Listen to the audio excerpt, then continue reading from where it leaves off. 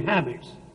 ఈనాడు ఎవరైనా సరే భగవద్భక్తులుగా కోరేటువంటి వారు, భగవద్భక్తులను విశ్వసించేటువంటి వారు, Today, let him be anyone, those who consider themselves as devotees, మాంసభక్షణ వదలాలి. they should give up meat eating. కారణం ఏమిటి? What is the reason? ఈ పశుమాంసము నీ పశుగుణములనే పెంచుతుంది. The meat will develop animal qualities. హిందీలో చెప్తారు, జైసే అన్నే ఐసే Mann. As is the food, so is the mind. ఎలాంటి తిండో అలాంటి త్రేపు. As is the food, so is the belch. మామిడి పండు తింటే దోసకాయ తేపు వస్తుందా? When you eat mango, you don't have belch of cucumber.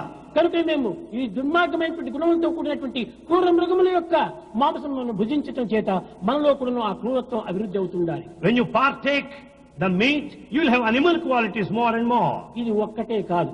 Not only this, కానీ పంచభూతములతో మనకు కనిపించి శబ్ద స్పర్శ రూప రసగంధాలతో జీవించేటువంటి యొక్క ప్రాణం తీయటము ఎంత పాపము. what sort of a sin it is to kill an animal?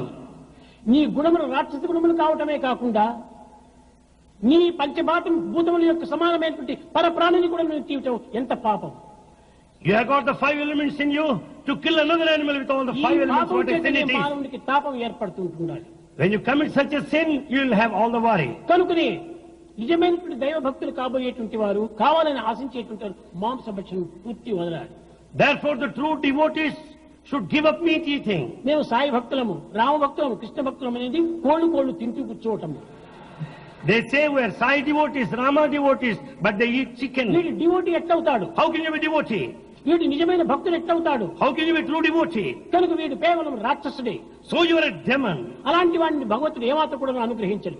Such man will never be the recipient of God's grace. ఎవరైనా కూడా స్వదేశీయులు కానీ విదేశీయులు కానీ నిజంగా స్వామి యొక్క ఆజ్ఞను పాటించేటువంటి వారు ఈ మాంసభక్షణ తక్షణమే విసర్జించాలి. Therefore, whether Indians or foreigners,